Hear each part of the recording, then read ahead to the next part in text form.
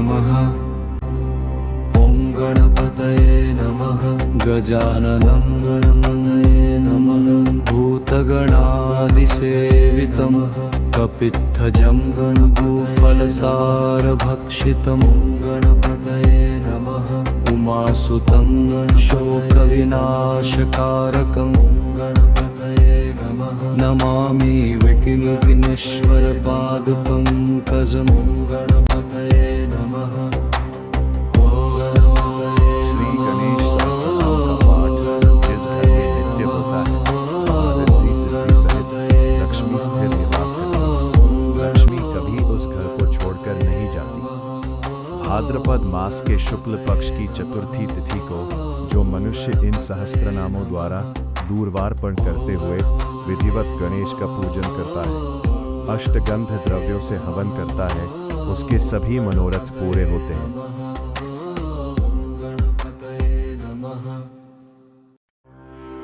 ॐ गणेश्वरो गणप्रीडो गणनाथो गणाधिपः।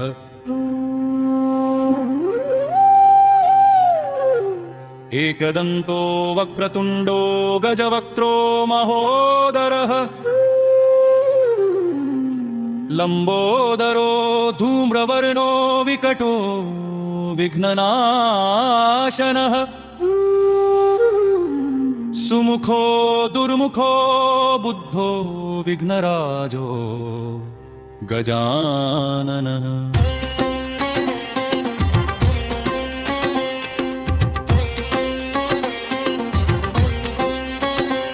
भीमः प्रमोद आमोदः सुरानन्दो मदोत्कटः।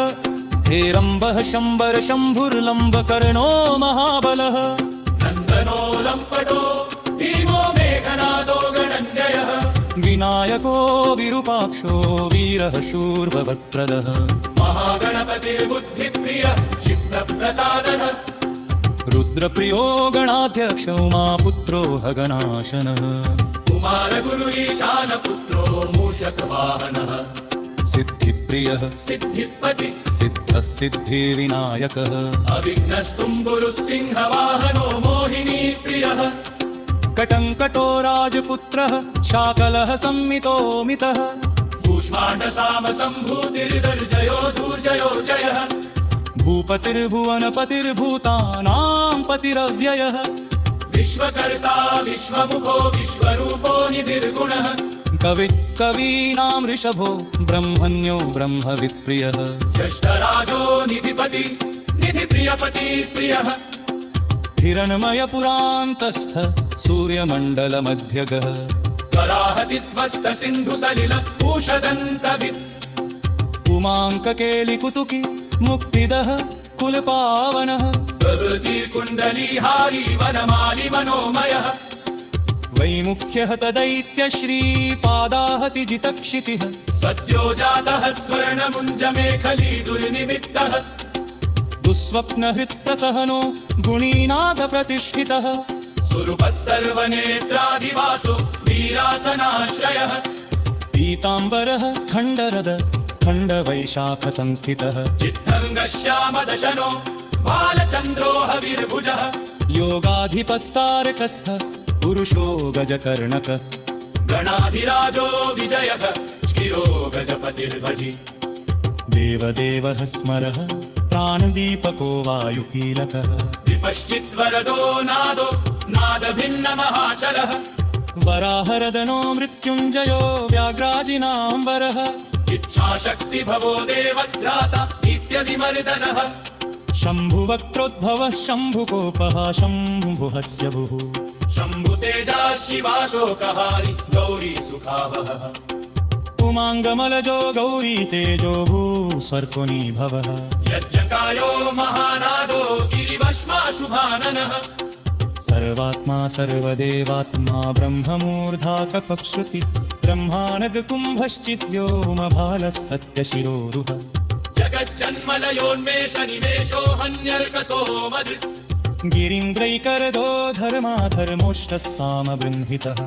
प्रहर्षदशनो वाणिजीवो वासवनासिकः। भ्रूमध्य संस्थितकरो ब्रह्मविद्यामदोदकः। कुलाचला सरसो मार्कण्डो रुद्रशिरोधरः नदीनदभुजः सर्पङ्गुलीकस्यारकानकः व्योमनाभिश्रीहृदयो मेरुपृष्ठोर्णवोदरः कुक्षिस्थयक्षगन्धर्वरक्षकिन्नरमानुषः पृथ्वीकटिः सृष्टिलिङ्गः शैलोरुर्दस्रजानुकः पातालजन्थुरनिपातालमुष्कस्त्रयीकरो साभिर्मण्डनलाकरो व्यपयानानमिश्चलः विपत्नकर्णिकाशानीयः केलिसरोवरः सद्दुःखज्ञानविकरः पूजादानि निवारितः कदापि काश्यपो मन्तावरकाविष्टपीवनि यशस्वी धार्मिको चेतापतमः अवधीयेश्वरः चिन्तामैलद्वीपकति कल्पत्रुमवनानयः पद्मपद्मकम्भव्यस्तोरप्पसिरुदासनाश्रयः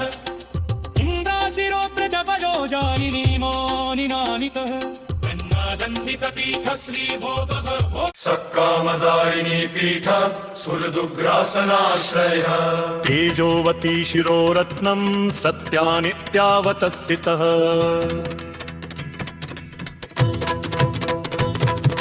सविघ्ननाशिनी पीठः सर्वशक्त्यम्बुजालयः लिपिपद्मासनधारो वह्निधामत्रयालयः उन्नतप्रपदो गूढगुल्फः संवृतपार्ष्णिकः दीनजङ्गः श्लिष्टजानुः स्थूलोरुहरोन्नमत्कटिः निम्ननाभिः स्थूलकुक्षिः दीनवक्षा बृहद्भुजवान् दीनस्कन्धः कन्दोकण्ठो लम्बोष्ठो लम्बनासिकः भग्नवामरतस्तुङ्गसव्यदन्तो महाहर ह्रस्वनेत्रत्रयः शूर्पकर्णो निबिडमस्तकः स्तवकाकार कुम्भाग्रो रत्नमौलिर्निरङ्कुशः सर्पहारकटीसूत्रः सर्पयज्ञोपवीतवः सर्पकोटीरककटः सर्पग्रैवेयकाङ्गदः सर्पकक्षोदराबन्धः सर्पराजोत्तरच्छदः रक्तो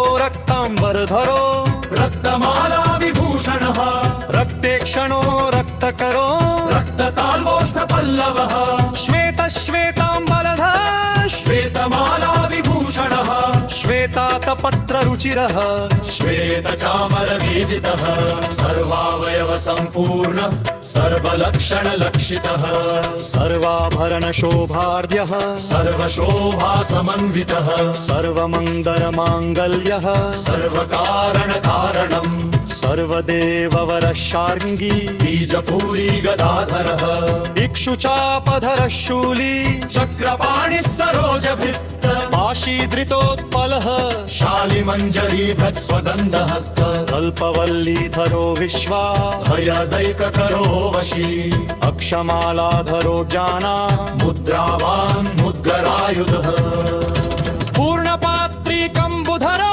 विधृताङ्कुशमूलिकः करस्थाम्रफलश्चूतकलिकः भृत्कुठारवान् पुष्करस्थः स्वर्णघटी पूर्णरत्नाभिवर्षकः भारती सुन्दरीनाथो विनायकर्ति प्रियः महालक्ष्मी प्रियतमः सिद्धलक्ष्मी मनोरमः रमारमेश पूर्वाङ्गो दक्षिणो मामहेश्वरः महीवराह वामाङ्गो रतिकन्दर्प पश्चिमः आमोदमोदजननः सम्प्रमोद प्रमोदनः संवर्धितमहावृद्धिः वृद्धिसिद्धि प्रवर्धनः दन्तसौमुख्यसुमुख कान्तिकन्दलिताश्रयः मदनावत्याश्रिताङ्घ्रिः कृतवली मुख्यदुर्मुखः विघ्नसम्पल्लवपद्मः सर्वोन्नतमदधृतः विघ्नकृन्निम्नचरणो द्राविणी शक्तिसत्कृतः तीव्रा प्रसन्ननयनो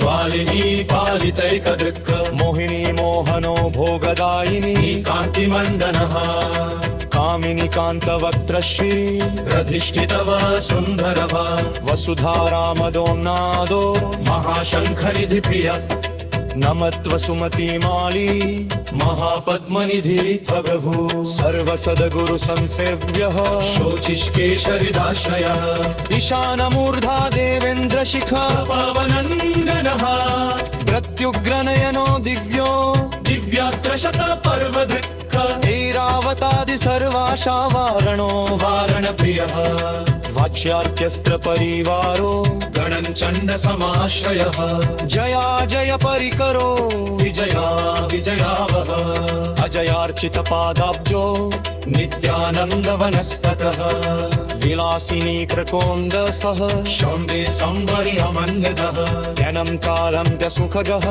सुमङ्गत सुमङ्गरः ज्ञानाश्रयं प्रियाभा दीक्षाषड्विनिषेवितः सुभदा संश्रितपदो ललिताभरितार्षयः कामिनी काननः कामकामिने धेलिलारितः सरस्वत्याशयानामि नन्दमिष्येन्निकेतनः वरुतुत्तपदो वाचा सिद्धराधीश्वरी तकिः नलिनी कामपावारान निष्कामरोडवः रौद्रीमत्रिकतादाचोरं तेजस्तं विशक्तितः रावरिमुदितपादाब्जो बीजस्तुङ्गशक्तिकः विश्वादे जननत्राण स्वाहा शक्तिसकीलकः अमृताभिवृत्ता वासो मदघूर्णितलोचनः उच्छिष्टोच्छिष्टगणको गणेशो गणनायकः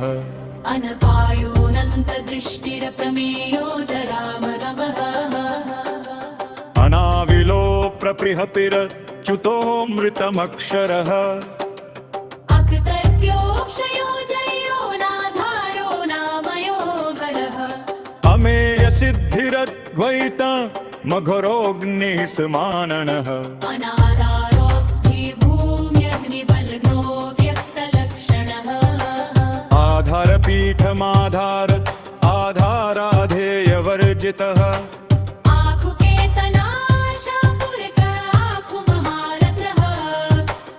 इक्षुसागरं मध्यस्थ इक्षुभक्षणलालसः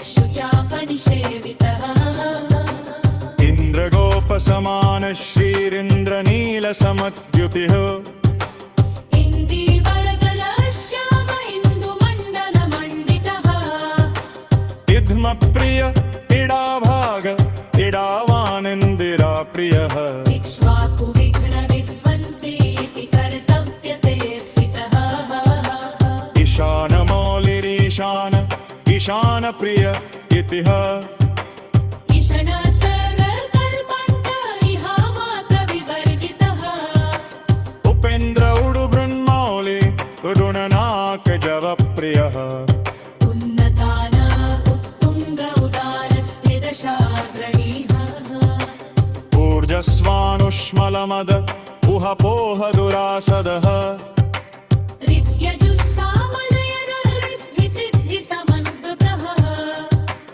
ऋजुचित्तैकसुलभो ऋणत्रय विमोचः लुप्तविघ्नस्वभक्तानाल्लुप्तशक्तिः सुरद्विषाम् लुप्तश्रीर्विमुखार्चानान् लुता विस्फोटनाशनः एकारपीठमध्यस्थ एकपादकृतासनः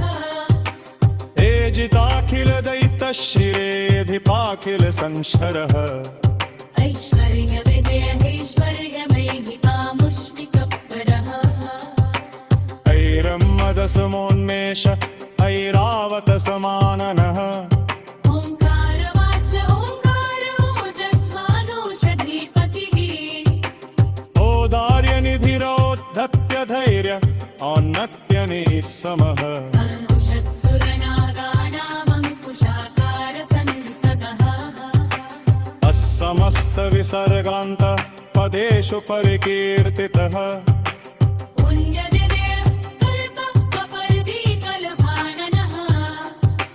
कर्मसाक्षी कर्मकर्ता कर्मा कर्मफलप्रः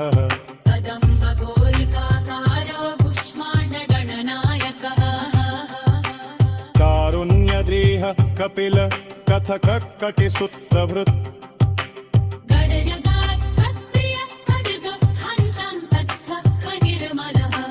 खल्वात शृङ्गनिनय खत्वाङ्गे खदुरासदः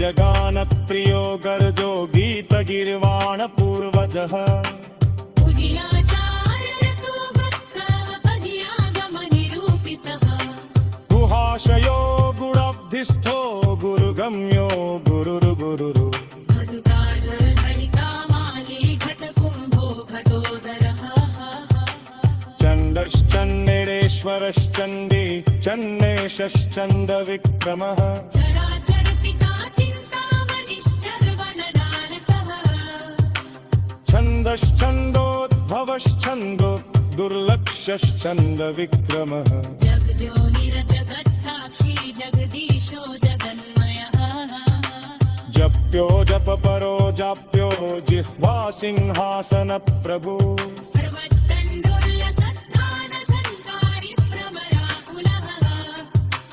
वन्तोरस्तारसन्नारश्कन्तानिरोगुरः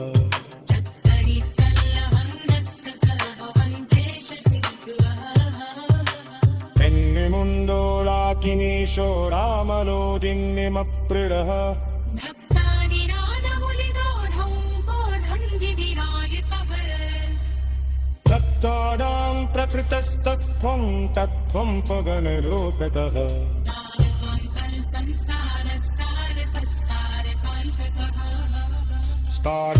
स्तादस्ताप्रियस्ताका स्थावरं जन्धमञ्जहक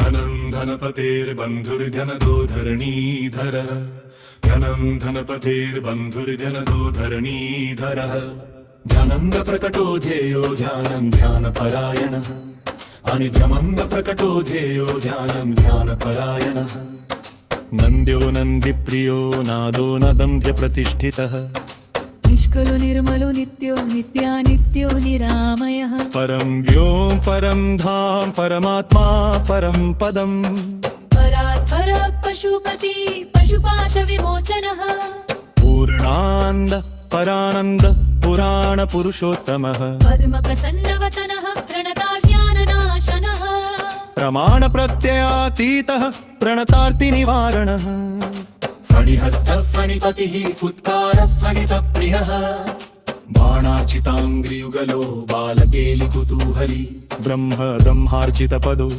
ब्रह्मचारी बृहस्पतिः महत्तमो ब्रह्मपरो ब्रह्मण्यो ब्रह्मवित्प्रियः बृहन्नादाग्रचीत्कारो ब्रह्मर्णावलिमेखलः भ्रूक्षेपदत्तलक्ष्मीको भर्गो भद्रो भयापहः भगवान् भक्तिः सुलभो भूतिदो भूतिभूषणः भव्यो भूतालयो भोगदाता भ्रूमध्यगोचरः मन्त्रो मन्त्रपतिर्मन्त्री मदन्तभो मनोमयः मेखलाहीश्वरो मन्दतिर्मन्दनिभेक्षणः महाबलो महावीरो महाप्राणो महामनः यज्ञो यज्ञापतिर्यज्ञापन्ता यज्ञफलप्रदः यशस्करो योगगम्यो यज्ञिको याजकप्रियः रसो रसप्रियो रस्यो रञ्जको रावणार्चितः राज्यरक्षाकरो रत्ननिर्भो राजसुखप्रदः लक्षो लक्षपतिर्लक्ष्यो लयस्थो लड्डुकप्रियः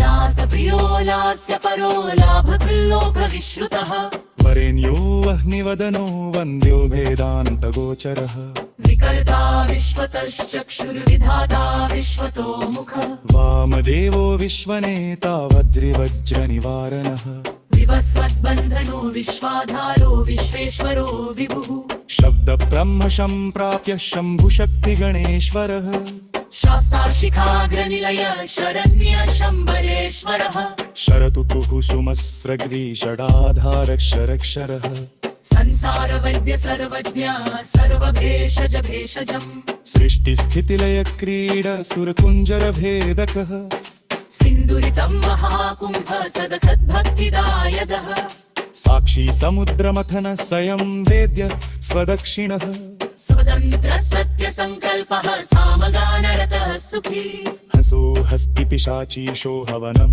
ह्यक्तव्यभु हव्यं भूतप्रियो हिष्टो हिल्लेखामन्त्रं व्यगः क्षित्राधिपक्षमा भरता क्षमा क्षमपरायणः क्षिदृष्टे मकर क्षेमानन्द क्षोणीसुरद्रुमः धर्मप्रदबुद्धः कामदाता सौभाग्यवर्धनः विद्याप्रदो विभवदो भुक्तिमुक्तिफलप्रदः आभिरूप्यकरो वीरश्रीप्रदो विजयप्रदः सर्ववश्यकरो गर्भदोषः पुत्रपौत्रदः मेधादकीर्तिदः शोकहारी दौर्भाग्यनाशनः प्रीवादिमुखस्पम्भोरुष्टचित्तप्रसादनः पराभिचारशमनो दुःखः बन्धं मोक्षदः लवस्फुटिकलाकाष्ठानिमेषस्तत्परक्षणः घटीमुहूर्तः प्रहरो दिवानक्तमहर्निशम् पक्षोपासर्थयः कयहन्वा भूतः लयः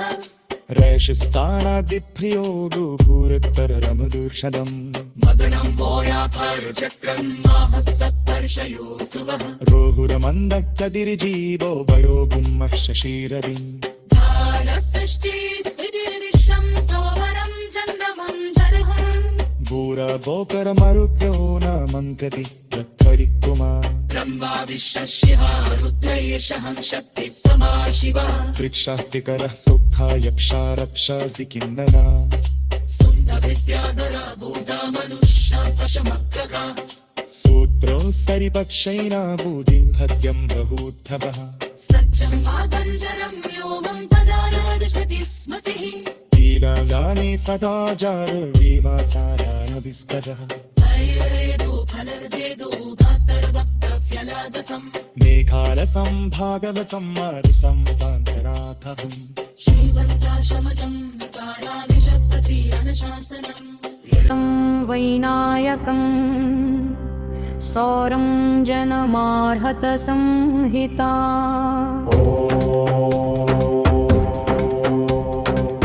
सद्सद्व्यक्तमव्यक्तं सच्चेतनं चेतनं बन्धो मोक्षः सुखं भोगो योगः सत्यमणुर्महन् स्वस्ति हुं फट् स्वधा स्वाहा श्रौषडवौषडवशं नमः ज्ञानं विज्ञानमानन्दो बोधः संवित् समोसमः एक एकाक्षराधार एकाक्षरपरायणः एकाग्रधिप्रेकवीर एकोनेकस्वरूपदृक् द्विरूपो द्विभुजोद्गच्छो विरदो द्विपरक्षकः वैमातुरो दिवदनो द्वन्द्वहीनो द्वयातिकः द्विधामा त्रिकरस्त्रेता त्रिवर्गफलदायकः त्रिगुणात्मा त्रिलोकादिस्त्रिशक्तिशस्त्रिलोचनः चतुर्विधव चोवृत्तिपरिवृत्तिप्रवर्ततः चतुर्बाहुश्चतुर्दन्तश्चतुरात्मा चतुर्भुजः चतुर्विधोपायमयश्चतुर्वर्णाश्रमाश्रयः चतुर्थी पूजनप्रीतश्चतुर्थीति सम्भवः पञ्चाक्षरात्मा पञ्चात्मा पञ्चास्य पञ्चकृत्तमः पञ्चाधारः पञ्चदहनः पञ्चाक्षरपरायणः पञ्चतः लः पञ्चपरः पञ्चप्रणवमातृकः पञ्चब्रह्ममयस्फूर्तिः पञ्चावरणवारितः पञ्चभक्षप्रियः पञ्चवायः पञ्चशिचात्मकः शत्रुरपीतश्च प्रधामा शत्रग्निपीडकः षदङ्गघापविध्वंसी शरङ्गुलमहाह्रदः षण्मुखः षण्मुखप्राता षट्चक्तिपरिवारितः शर्वैर्विवर्गविध्वंसी शरुर्निर्भयभञ्जनः शब्दङ्गदूरः षट्कर्मा षड्गुणः षड्रसाश्रयः सप्तपातालचरण सप्तद्वीपोरुमण्डलः सप्तस्वर्लोकं मुकुटः सप्तसप्तीवरपदः सप्ताङ्गराजसुखदः सप्तर्षिगणवन्दितः सप्तच्छन्दो निधिः सप्तहोत्रः सप्तस्वराशयः सप्ताब्धिकेलिकासारः सप्तमातृनिषेवितः सप्तच्छन्दो मोदमद सप्तच्छन्दो मखप्रभु अष्टमूर्तिर्ध्येयमूर्तिरष्टप्रकृतिकारणम् अष्टाङ्गयोगफलभृदष्टपत्रमाम्बुजासनः अष्टशक्तिसमानश्रीरष्टैश्वर्यप्रवर्धनः अष्टभीतोपपीठः श्रीरष्टमातृसमावितः अष्टभैरवसेव्योष्टव सुवन्द्योष्टमूर्तिभृत् अष्टचत्रस्फुरन्मूर्तिरष्टद्रव्यविप्रिया नवनाकासनाध्यासी नवनिध्यनुशासितः नवदारः पुरावृत्तो नवदारनिकेतनः नवनाथ महानाथो नवनागविभूषितः नवनारायणस्तुल्यो नवदुर्गानिषेवितः नवरत्नविचित्राङ्गो नवशक्तिशिरोद्धृतः दशात्मजो दशभुजो दशदिक्पतिवर्तितः दशाध्यायो दशप्राणो दशेन्द्रियनियामकः दशाक्षरमहामन्त्रो दशाशाव्यापि विग्रहः एकादश महानुत्रैस्तुतश्चैकादशाक्षरः द्वादश दिक्षाष्टवेदोऽष्टास्त्रनिकेतनः